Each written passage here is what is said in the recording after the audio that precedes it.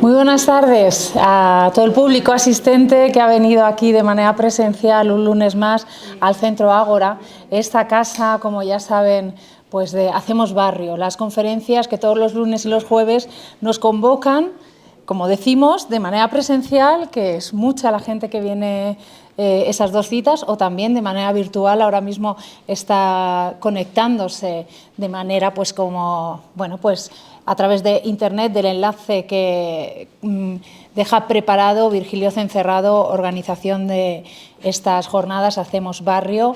Y queremos empezar de una manera especial, queremos empezar con un recuerdo a Piedad Ibáñez. Piedad era presidenta durante muchos años, ha sido del barrio de La Feria, ha sido también representante activa de la Fava y fallecía hace pocos días. Muchas veces nos acompañaba aquí en estos sillones como asistente a las conferencias y bueno, le queremos mandar un enorme abrazo a la familia de la Fava y también a su familia.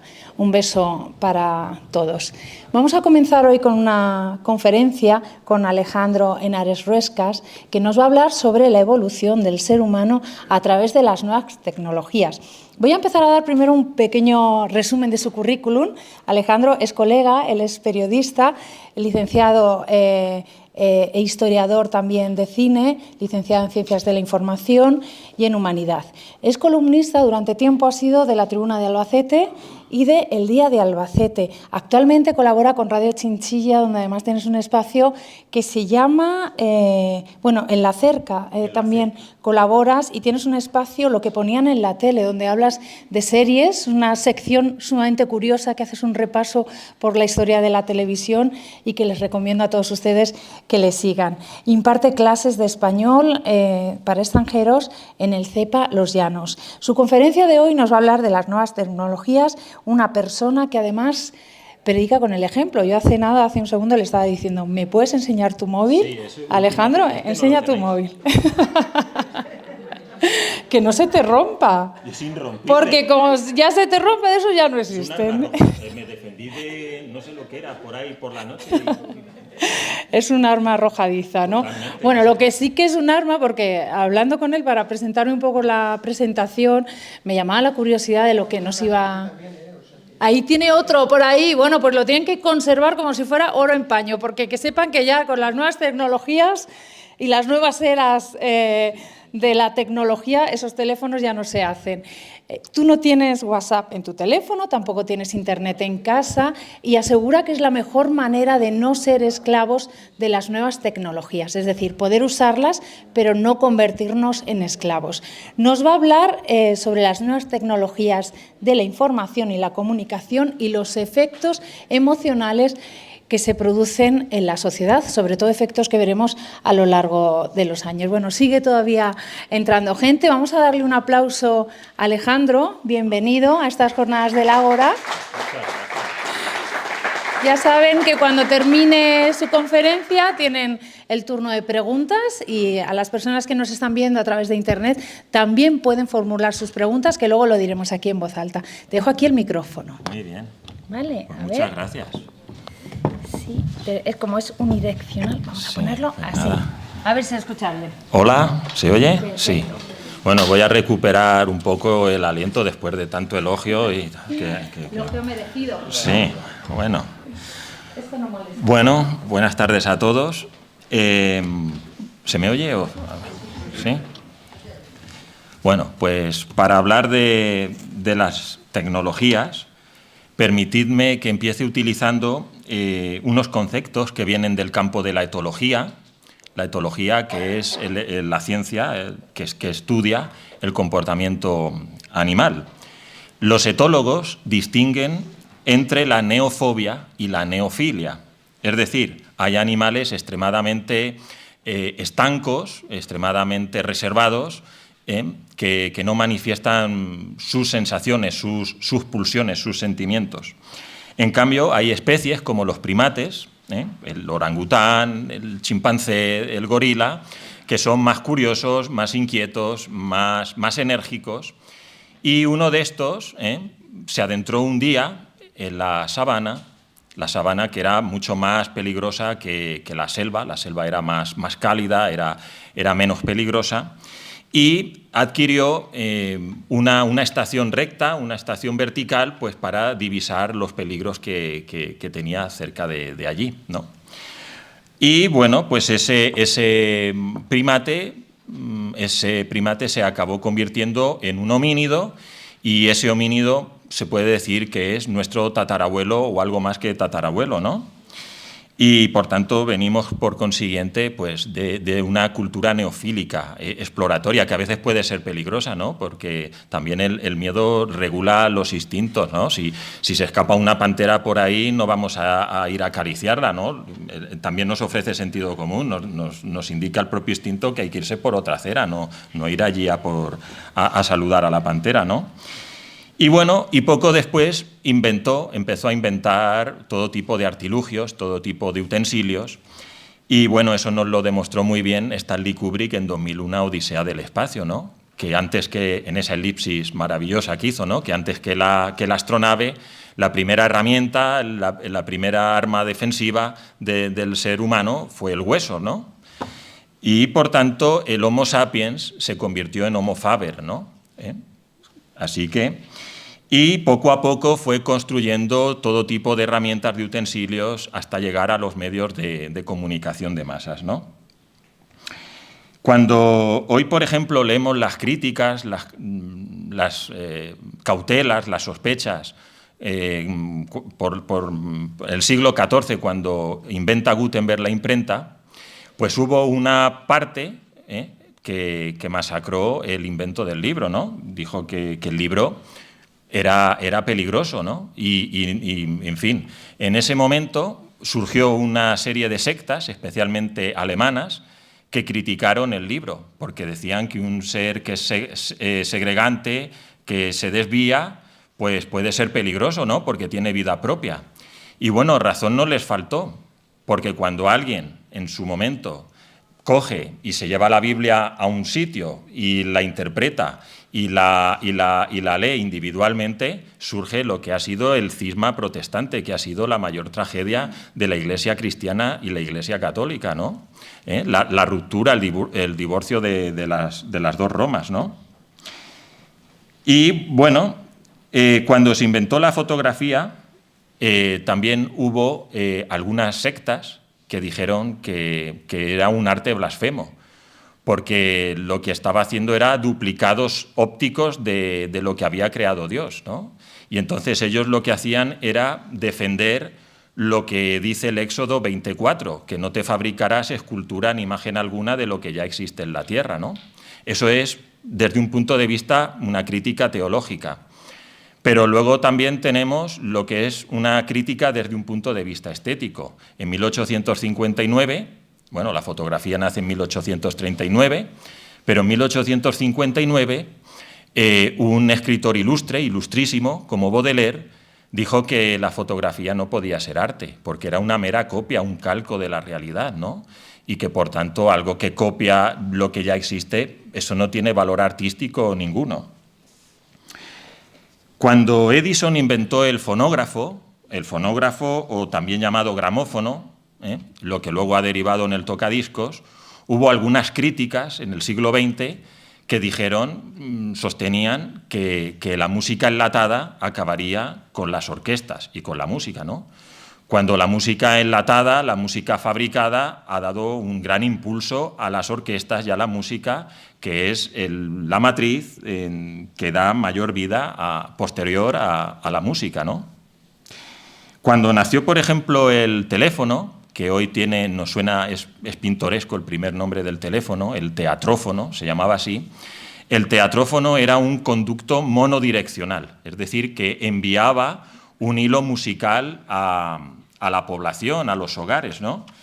Pero pasa que la propia sociedad cambió ese conducto y rompió ese modelo. Bueno, y hay países, por ejemplo, Estados Unidos e Inglaterra, que vigilaron y tuvieron muchísimo recelo del teléfono. Porque, claro, cuando pasa de ser un hilo musical lo que conduce a transmitir cualquier mensaje, la familia burguesa norteamericana o inglesa cuidaba muy mucho con quién salían sus hijas, ¿no? ¿Os acordáis de la imagen de la carabina, ¿no? Que está ahí de guardaespaldas, ¿no? Porque mi niña no puede salir con cualquiera, ¿no? Y hay que mantenerla ahí a raya de esos jóvenes petulantes, ¿no? Que están detrás de ellas por lo que están, ¿no? Y claro, sospechaban y tenían mucho recelo del teléfono porque el teléfono servía para que esos jovenzuelos que van detrás de la chica, cuando no están los papás, se filtran por ese hilo conductor y a saber qué tipo de proposiciones hacen a esas chicas que es la niña de mis ojos y que hay que mantener intacta hasta el matrimonio. Por tanto, a ver, cuidado, ¿no? Así que también nació bajo el signo de la sospecha el teléfono. Y cuando apareció la radio que inventa Marconi, la radio tiene primero un uso radiotelegráfico, antes que un uso de radiofonía. Recordáis Titanic, ¿no? Y el uso masivo que tuvo en sus orígenes la radio o la radiotelegrafía fue de corte militar, especialmente en la Primera Guerra Mundial. Fue un uso única y exclusivamente de la población militar, ¿no? Que el Estado Mayor se podía comunicar con la trinchera, con el cuartel, con los despachos.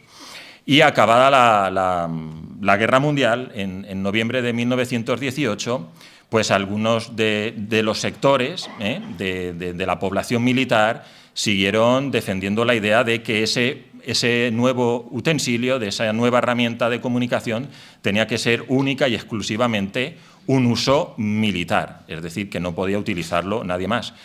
Pero a partir de la década de los años 20, las empresas, sobre todo eléctricas, pues hicieron mucha presión para que ese medio se estandarizara y lo pudiera utilizar pues todo el mundo. Y es lo que luego pues derivó en lo que es la radiofonía actual, ¿no? Que sirve pues para transmitir noticias, para transmitir música, etcétera, etcétera, ¿no? Cuando nació el cine, a finales del siglo XIX, que por cierto ahora ha hecho en febrero 130 años, también nació bajo el signo de la sospecha, ¿no? Porque en esas salas oscuras se juntaba todo tipo de gente, ¿no? De hombres y mujeres mezclados. Y claro, allí mezclados hombres y mujeres en una sala oscura, imágenes de un poder sugestivo imponente, ¿no? El chico besa a la chica. ¡Oh, madre mía! Y claro, pues la gente tiene sangre en las venas, ¿no? Y también se miró con mucho recelo. Y de hecho, a principios del siglo XX, un gobernador civil de Madrid, que se llamaba Millán Priego, que luego acabó muy mal, fue fusilado en noviembre del 36 en la guerra, tuvo diversos cargos públicos, ¿no? Hasta que llegó Primo de Rivera con el golpe de Estado, la dicta blanda. Pues este señor creó un edicto en el que en las salas de cine, eso no me lo invento, eso no se lo inventa Alejandro Henares, servidor de ustedes, eso está, certifico que fue así. En las salas de cine se veía, se tipificaba, se describía, se manifestaba en la ley que los hombres tendrían que estar en un sitio y las mujeres en otro, y las parejas casadas al fondo señalados e iluminados con una luz roja. ¿Qué pasó? Que bueno, pues que se vulneró la ley, se infringió lo que no está escrito y al final pues se tuvo que derogar la ley, ¿no? Son cosas que parecen hoy, en fin, rocambolescas, pero es así, ¿no? Y creo que eso es lo que despertó la proliferación, como hongos, como setas, de una riada de películas religiosas, ¿no? Sobre todo de evangelios, de hechos históricos, los 10 mandamientos, Ben-Hur, los últimos días de Pompeya, en la primera etapa muda. Y bueno, claro, ahí jugaba una baza la Iglesia muy importante, porque primero la Iglesia no paga derechos de autor, no tiene copyright, Además, damos un prestigio ante esas salas oscuras que solamente ven ahí a personas con relaciones que pueden despertar las bajas pasiones. Nosotros ofrecemos cosas serias, ¿no? La pasión de Cristo y los 10 mandamientos, por tanto damos un prestigio y un rigor moral y social que lo demás es para echar a la basura, ¿no? Y otro medio que tiene una gran expansión y afianzamiento es la televisión. La televisión es un invento anterior a la Segunda Guerra Mundial. Pero la televisión especialmente tiene un momento álgido después de la Segunda Guerra Mundial, como digo, ¿no? Y gran parte de la nomenclatura, del vocabulario, de la radio y de la televisión es despectivo, ¿no? Idiot box, en inglés, la caja tonta, ¿no? Y de ahí podemos apreciar conceptos, términos como teletonto, telepaciente, telebasura, contraprogramación, culebrón, ¿no? Y es verdad. Pero también hay que decir que hay una doble moral en este aspecto. Humberto Eco, que es alguien extraordinario, que yo admiro, del que he aprendido y sigo aprendiendo, tiene una leja particular en la biblioteca de mi casa, dijo algo potente, inteligente, ¿no? De esas cosas que él dejaba ahí que era muy difícil de levantar del suelo. Y en una ocasión dijo: no aparecer en televisión es un signo de distinción. Frase potente, ¿no? Rocosa, ¿eh? Pero el bueno de Humberto Eco, que yo admiro y seguiré admirando, cuando terminaba un ensayo o cuando terminaba una novela, bien se cuidaba de aparecer en los mejores programas de la RAI 1 en prime time a las 10 de la noche para que el populacho al que despreciaba pudiera enterarse de que había sacado un libro y que pudiera, por tanto, tener la máxima difusión posible, ¿no? Esto es lo que decían antiguamente los pensadores romanos: acta non verbi, actúe y no hable, ¿no? Hoy me interesa decir que es un signo de distinción no aparecer, pero mañana cuando saco un libro sí que me interesa que salgan las mejores cadenas y que tenga el máximo prestigio posible. Bien. Y hay una paradoja que me parece chocante, siguiendo con el tema de la televisión, y es que teniendo más de 80 años sigue estando arraigada y tremendamente orquestada en nuestra vida y en los futuros diseños tecnológicos o mediáticos, ¿no? Cuando se habla de diseños futuristas, mercantiles, mediáticos, siempre aparece de nuevo la televisión. Y parece, por lo que acaban últimamente de decir grandes comunicólogos norteamericanos, que vamos hacia la convergencia de todas las pantallas en una sola. Y de hecho, los norteamericanos, de Harvard, de Columbia, etcétera, nos hablan del concepto, ya lo empezaron a utilizar este concepto a finales de los 90, de teleputer, que puede parecer feo en español, ¿no? Pero es la convergencia de televisión, y de computer, del ordenador y de la computadora, ¿no? Y bueno, el teleputer pues nace de esa convergencia de todas las pantallas que están con un fin único en el hogar, ¿no? En el que al final se crea un terminal pues audiovisual, polifuncional e interactivo.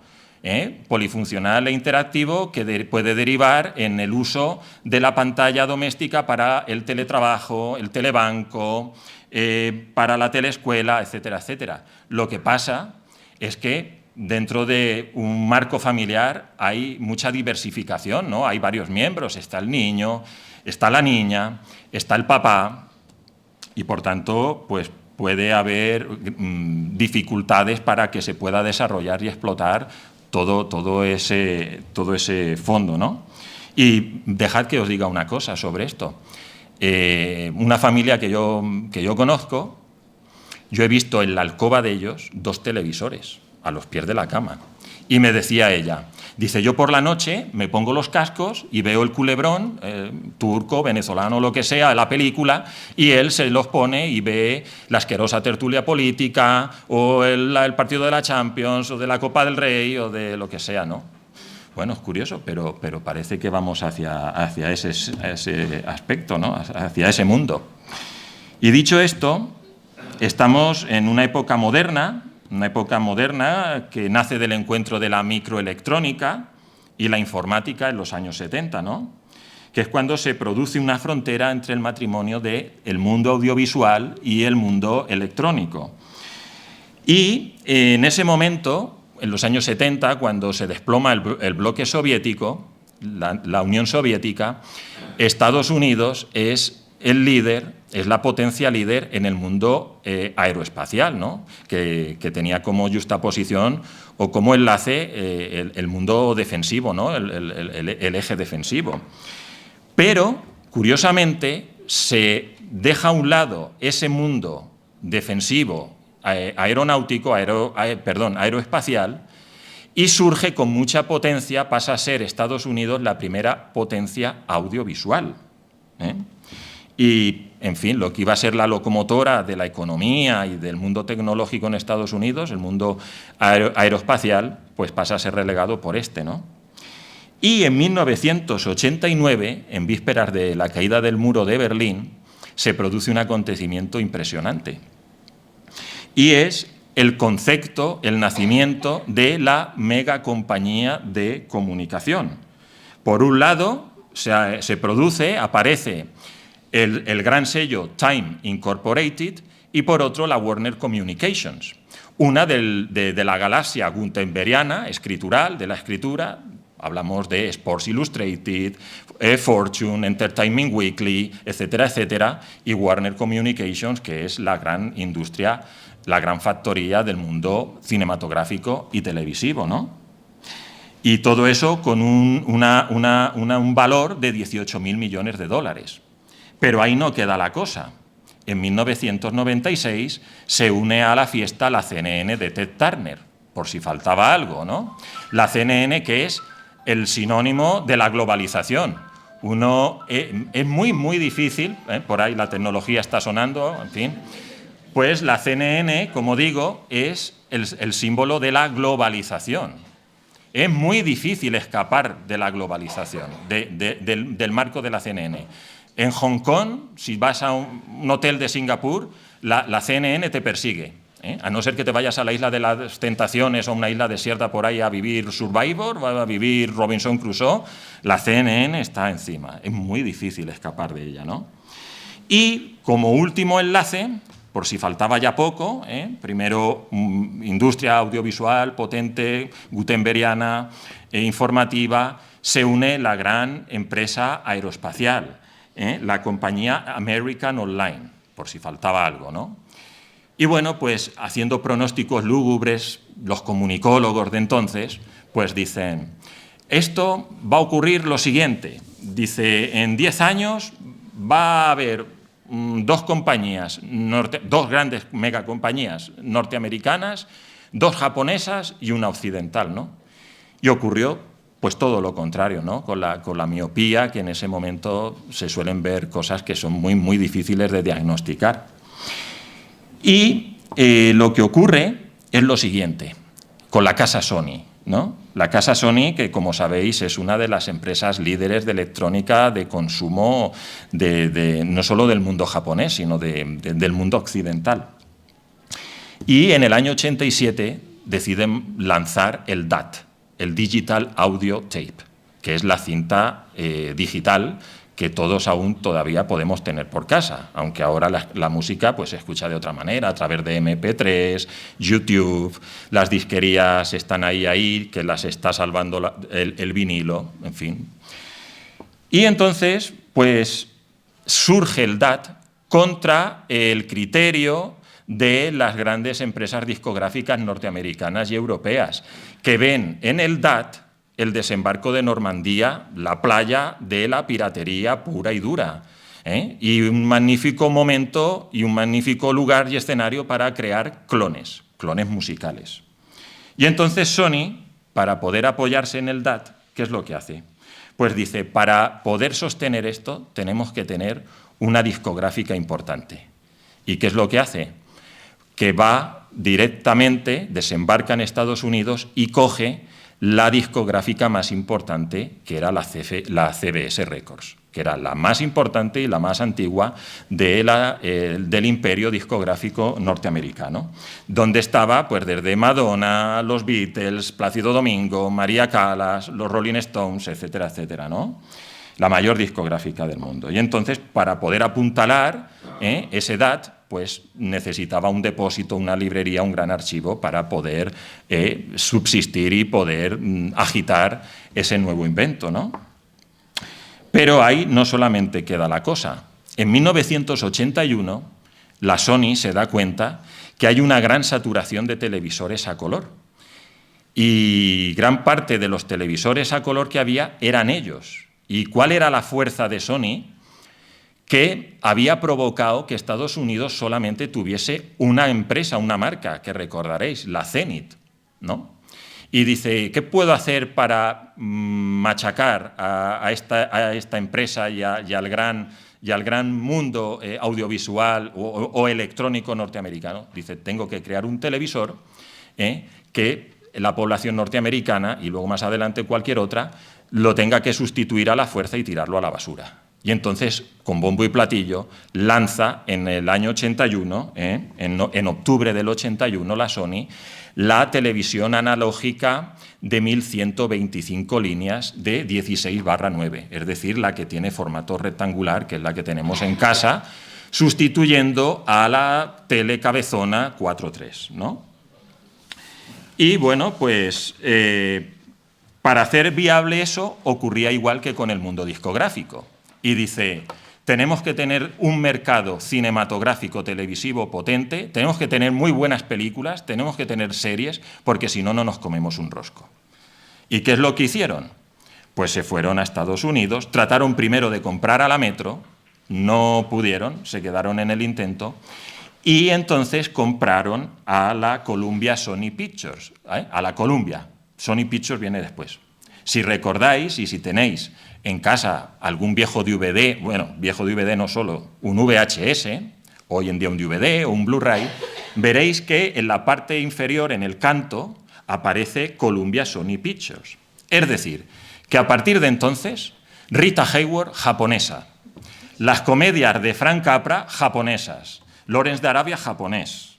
Y claro, esto provocó una conmoción porque veían que los tipos que habían perdido la guerra y que estaban allí viendo cómo MacArthur el 2 de septiembre del 45 estaba allí firmando cómo estos señores se ponían de rodillas, pues le estaban ganando la guerra por otro lado, ¿no? Y bueno, ahí no solo quedó la cosa, eso fue la Sony, pero la Matsushita es el apellido del primer gran empresario japonés al que le dedicó no solo una portada, el primer japonés que aparece en Time, y además le dedican un amplio dossier en la revista Time es a Matsushita, que luego fue el creador de Panasonic.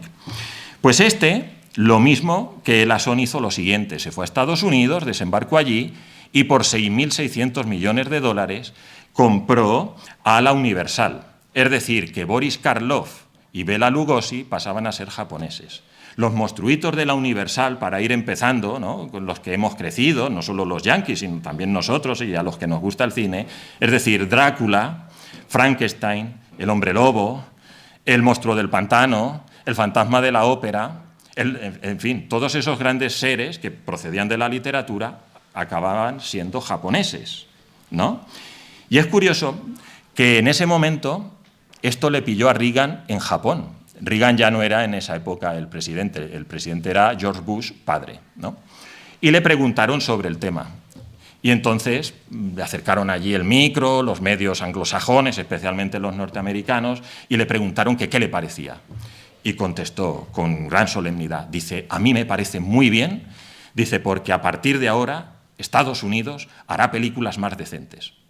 Claro, se quedaron allí algunos, porque si conocéis un poquito la cultura japonesa, quizás la cultura más sádica y más perversa que hay en todo el mundo es la cultura japonesa, ¿no?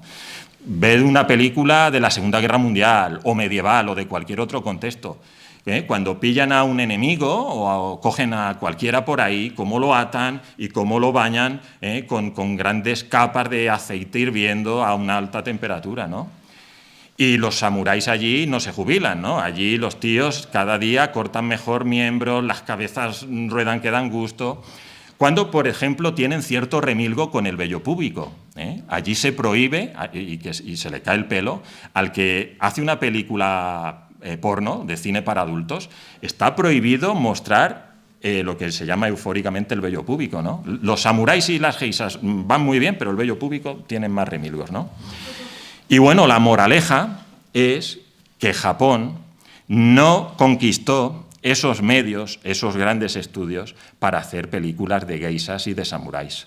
Lo que hizo es crear, o sea, conquistar esos medios para hacer películas de chicos guapos de 1,90 m, rubios, de ojos azules, que cabalgan por las praderas americanas. Las cosas como son. En fin. Y entonces, a partir de ahí, surge un gran sinergismo, una gran comunión, un matrimonio, que es el matrimonio del mundo electrónico de Panasonic y de Sony y el mundo audiovisual norteamericano.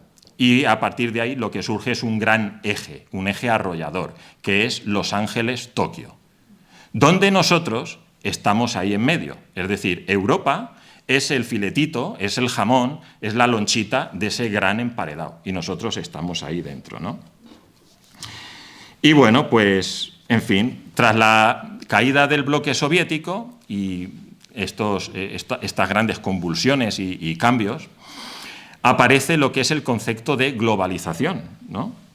Es decir, que las grandes compañías de globalización, por razones de marketing, por razones mercantiles, por razones de rentabilidad, tienen un buen cuidado de diversificar su oferta. Es decir, ellos saben muy bien que hay jóvenes rockeros, que hay amas de casa, pero dentro de las amas de casa que les gusta la cocina tradicional, pero a otras les gustan, en cambio, las cocinas exóticas, modernas, y otras, por ejemplo, les gusta solo los postres, y luego hay señores que solo les gustan los coches de carreras. Es decir, que diversifican la oferta, pero sin tener en cuenta los verdaderos intereses sociales que pueden existir. Es decir, lo que decía don Jacinto Benavente: no cree usted sentimientos, cree usted intereses, los intereses creados, ¿no? La caja registradora. Y bueno, y a partir de ahí surgen una serie de interrogantes muy potentes, ¿no?, que los comunicólogos han de lidiar, ¿no? Y lo que se produce, al menos lo veo yo así, es un vuelco muy importante. Y ese vuelco es que la economía gobierna la política, y no al revés. Y es cierto que siempre han existido y existirán lobbies, ¿no? Los lobbies norteamericanos, ¿no?, que son intereses mercantiles que los podemos ver en los pasillos del poder. Bueno, algunos ya pasan más allá del pasillo, los ves allí sentados con un presidente. ¡Qué guapo esto! ¡Ay, mira, nene! Vas bien. Y bueno, en fin, creo que antes, hasta no hace mucho, había una serie de mecanismos parlamentarios o institucionales que regulaban, que domesticaban un poquito la economía, ¿no? Pero hoy, lamentablemente, es al revés. Es la economía la que manda en la política. Y creo que es algo que los gobernantes o los responsables públicos del mundo tienen que hacer una profunda reflexión. El orden piramidal, y quiero evitar este tema, pero el orden piramidal es pasta, políticos, gente. Y no al revés. Gente, políticos, pasta. Y bueno, pues ahí lo dejo. En los años 60, Marshall McLuhan, otro genio, antes hablaba de Humberto Eco, un hombre impresionante, ¿no? Es otro gran comunicólogo, otro genio, acuñó una expresión que ha hecho muchísimo daño y que ha tenido muchísima repercusión, que es el concepto de aldea global. Bueno, pues recuerdo que cuando murió Lady Di, que fue el 30 de agosto del 96, me parece, si no me es infiel la memoria, el 97, se llevó muy poco con Teresa de Calcuta, ¿no? Pues veo en un periódico nacional: tragedia en la aldea global. Todo el mundo, por lo que se ve, lloraba a Lady Di, ¿no? En Ruanda, por lo que se ve, allí conocen a Lady Di, lloraron a Lady Di. En Kinshasa, en Eritrea, bueno, en Albacete, ¿no? En Albacete casi el alcalde suspende la feria por Lady Di. Aquí todo Dios lloraba por las calles. Digo, oh, madre mía, qué drama, ¿no? Bueno, la aldea global, ¿no? La aldea. Algunos sois de pueblo, y sabéis también lo que es una aldea. En una aldea hay pocos habitantes y todos se conocen. Y precisamente como hay pocos, no hay una jerarquía comunicativa. Todos se comunican, es multidireccional la comunicación, todo el mundo se comunica con todo el mundo, ¿no? Y dejad que diga una cosa, ¿no? Que cuando, en fin, esto se produce, es una falacia decir que hay una comunicación global, que todo el mundo en cualquier parte del planeta tiene constancia de lo que ocurre y que todo el mundo conoce a Lady Di o a quien sea. Porque es el norte el que con unos vasos capilares comunicativos transmite al sur unas jerarquías comunicativas, unas noticias, y es el que hace y deshace. Y ahí participamos todos. Hay que vestir como Cristiano Ronaldo, o peinarse como Lady Gaga, o llevar tal prenda como tal deportista. Es el norte el que influye al sur. Y dejad que os diga una cosa de ese asunto. Cuando Aladino sale en los cines, la peli Disney, en el año 92, fijad si es potente la cultura anglosajona o el mundo del norte. Si recordáis al muñeco, al personaje animado de Aladino, las cejas y el pelo es exactamente igual que las cejas y el pelo de Tom Cruise, porque era el sex symbol, porque era el que vendía y por tanto es el que mandaba, y por tanto Disney sabía muy bien lo que tenía que hacer. Y bueno, no da así puntadas y dice, bueno, a ver qué pasa. No. Aladino lo ves y dices, es Tom Cruise. Pero es que tiempo después, eso es en el año 92, en 1995, cuando lanza Pocahontas, ocurre 3/4 de lo mismo. El personaje de Pocahontas es una hibridación entre Naomi Campbell y Demi Moore. Las facciones de Pocahontas, tez morena, la silueta, es de Naomi Campbell y el pelo es el de Demi Moore, porque es lo que tocaba, ¿no? Naomi Campbell, que era un naipe de lujo, un comodín de lujo para todos los grandes diseñadores, y lo que se pusiera lo vestía, porque era un animal escénico, arrollador, y por tanto Pocahontas viene también de esa hibridación, ¿no? Y ahora quisiera recordar una cosa, ¿no? Que a lo mejor no sé si conocéis, pero que me parece muy interesante recordar. Hace 35 años, una universidad norteamericana hizo un estudio muy interesante, ¿no? Quiso saber quién era el personaje más conocido de todo el planeta, ¿no?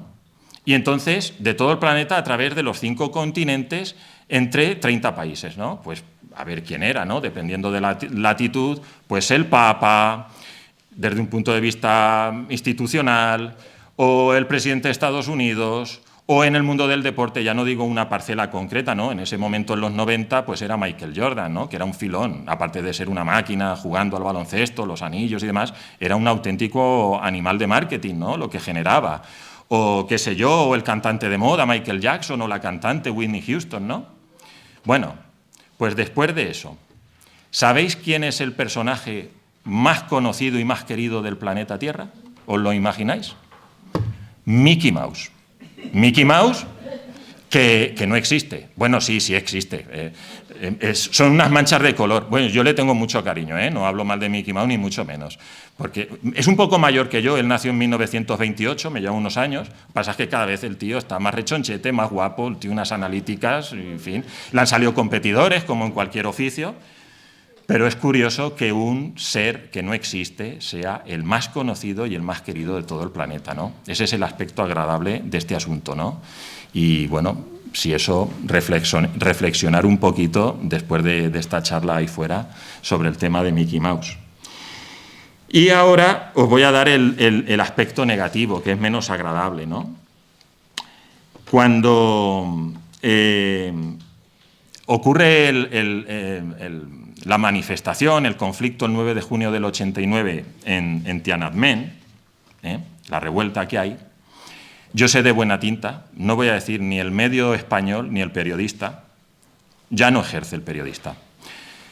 Pues como cualquier otro corresponsal, fue allí a Tiananmen a cubrir, pues, en fin, el conflicto, ¿no? Y entonces existía lo que era el fax o el teletipo, no había otra manera de comunicarse, ¿no?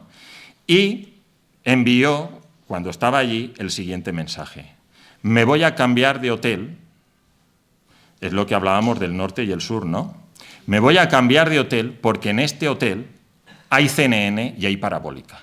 Estoy a 200 metros de la plaza y no me juego el tipo. Así. Y bueno, ¿por qué hizo eso? Porque, en fin, el norte es el que mandaba. Los pobres, la pobre población de allí que estaba sufriendo aquel momento, aquella situación, estaba informada por el propio norte, por la CNN, ¿no? Y por tanto, bueno, pues este señor, el periodista español, pero yo digo que otros corresponsales norteamericanos o europeos, pues tenían enlatada, bien cosida, bien estructurada la noticia, porque la CNN es una empresa de prestigio y, bueno, solo tenía que modificar algún sustantivo, algún epíteto, algún verbo y lanzaba y mandaba el trabajo y no tenía que jugarse el tipo y estaba allí cómodamente en su habitación, ¿no? Por tanto, es el norte el que informa al sur y no al revés. Y en esas guerras poscoloniales tremendas de hambre entre miserables, por desgracia, en Burundi, en Ruanda, en Eritrea, lo que allí se masca, lo que allí hay, lo saben por el propio norte, no por los ciudadanos del sur. Es el norte el que influye en el sur, es el norte el que informa al sur y no al revés. Y otro dato, en la isla de Manhattan, de Nueva York, hay más teléfonos y más internet, más conexión a internet que en todo el continente africano.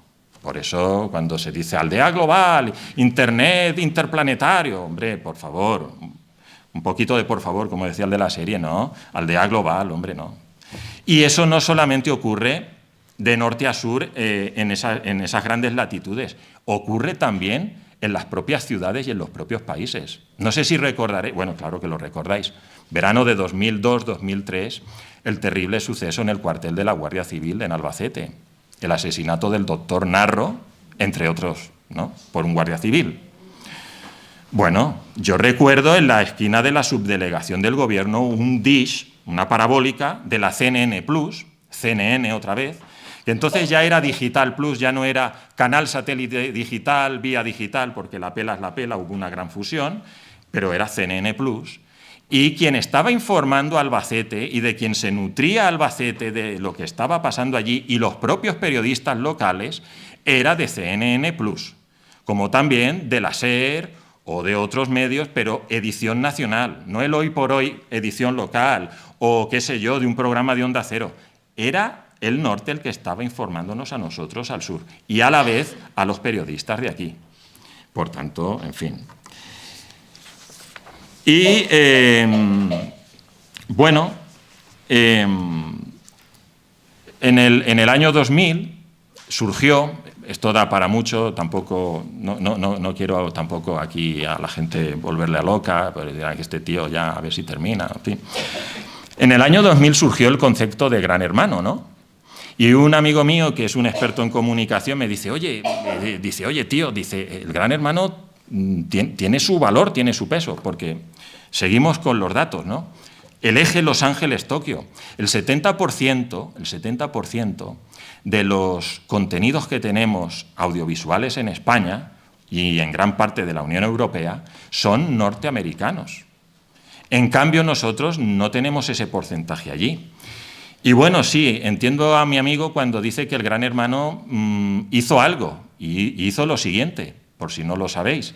En el año 2000, que va a hacer ahora 25 años de eso, el Gran Hermano es un invento holandés. No lo inventó Telecinco, no lo inventó Berlusconi, no lo inventó la señora que lo presentaba, no. Fue un invento holandés. Y sí, tiene un punto, porque logró, porque solamente es un 2% el contenido audiovisual europeo que hay en Estados Unidos, logró colar dentro de ese 2% un programa europeo, y fue el Gran Hermano, ¿no? El Gran Hermano, que es el ojo totalitario, ¿no?, de Orwell, ¿no? El Gran Hermano te vigila, Big Brother is watching you, decía la novela, el Gran Hermano te vigila, te está mirando, ¿no? Y bueno, pues siempre nos ha gustado mironear y demás. De hecho, yo el mes pasado di una charla sobre el mironeo, la escopofilia, el voyerismo, ¿no? El patio de vecindad, mira esa, qué bombo lleva. Creo que se lo hizo uno que vino aquí a hacer el servicio, que era de Lorca, ¿no? Y mira ese otro que siempre llevaba debajo del sobaco un libro. ¿Este será gay o tal, o geisha o qué es? Nos gusta, nos gusta. Y entonces se institucionalizó el Gran Hermano, ¿no? Cámaras por todos los sitios, ¿no? En el retrete, en la bañera, en la alcoba, etcétera, etcétera. Y bueno, al fin y al cabo, yo que soy un periodista, no periodista, solamente eso, un cinéfilo de pura raza, digo, bueno, estos son, después de muchos años viendo cine, los tiempos muertos de Michelangelo Antonioni, ¿no? Cuando 4 minutos paseando Jean Moreau por París y dice, ¿a dónde va esta mujer? Y está todo cerrado y tal. O Mónica Vitti mirando al horizonte otros 4 minutos. Pues aquí pues eran más de 4 minutos, viendo a uno cómo se corta las uñas, cómo le pellizca el culo a la otra, cómo se ducha, lo que hacen allí, el peritaje sexual en la cama, etcétera, etcétera, etcétera, ¿no? Y bueno, para concluir, porque esto ya digo que es una selva y se escapa, desde que Aristóteles proclamó que el hombre es un animal social, los científicos han aprendido mucho acerca de su naturaleza, de sus carencias, de sus expectativas, y en concordancia con aquel principio biosocial, filósofos y antropólogos han establecido que, a diferencia de los restantes animales, el verdadero hábitat del medio natural del hombre es el medio cultural. El Homo sapiens es también Homo faber y Homo symbolicus, ¿no? Y precisamente por eso ha de valorar críticamente el significado y las funciones de lo que inventa, porque raramente lo que se inventa no se desinventa. Y tenemos ejemplos tristes, nefastos: la bomba atómica, las bombas químicas y las bombas bacteriológicas, ¿no? Y, bueno, es cierto que el mundo está cambiando, para bien y para mal. No voy a decir para bien o para mal, para bien y para mal. E Internet es un invento extraordinario. Para mí, el primer gran invento del hombre, para mí, puedo ser demasiado subjetivo, demasiado particular, es la imprenta de Gutenberg. Y de hecho, en la revista Time, en el año 2000, aparecía como el primer gran invento. Si hay vida en el siglo XXII, que no lo sé y no lo vamos a ver, creo que el gran invento después de la imprenta de Gutenberg es Internet, ¿no? Que, como decía Humberto Eco, es una papelería desordenada, y es verdad, ¿no? Hay la aguja que uno busca está, lo que pasa es que el pajar, hasta que das con ella, depende del servidor, depende de la búsqueda, depende de la precisión que tenga el que busca. Y bueno, dejadme que os diga una cosa, ¿no? Creo que hay mucha información, pero no hay comunicación. Los psicólogos establecen o nos han explicado que gran parte, ¿no? que las personas cuando hablan, dos personas cuando están cara a cara, una quinta parte de la comunicación es puramente semántica, es pura denotación, ¿no? Y las 4/5 partes restantes de la comunicación interpersonal es a través del lenguaje no verbal, la gestualidad, la entonación, las feromonas, es decir, el olor corporal, ay, qué perfume lleva, qué se echará, este café, yo soy cafetero, pero este café, qué peste a tabaco, etcétera, etcétera, ¿no? Y en cambio, las 4/5 partes son comunicación contextualizadora de tipo comunicativo, que define la relación interpersonal. Es decir, que cuando nos comunicamos por la red, mutilamos 4/5 partes de la comunicación interpersonal. Enviamos solamente la semántica. Y es verdad que podemos añadir emoticones, que está muy bien, son pictogramas, y que si un ok, una sonrisa, una lágrima, etcétera, etcétera, pero no deja de ser lectura consecutiva. Y el mensaje cara a cara, en cambio, es simultáneo, sea a través del lenguaje verbal o no del lenguaje verbal. Y creo, para concluir, que el mundo tecnológico necesita el complemento del mundo emocional. El hombre no puede vivir sin emociones y sin sentimientos. Y afirmar, aunque parezca que está dicho y demás, pero se nos escapa, que el destino cardinal del ser humano es de interactuar emocionalmente con el medio que lo rodea. y no con los fantasmas que habitan dentro de su cabeza. Por tanto, hay información, pero necesitamos, y hoy más que nunca, más comunicación. Esto ha sido todo por mi parte. Muchas gracias.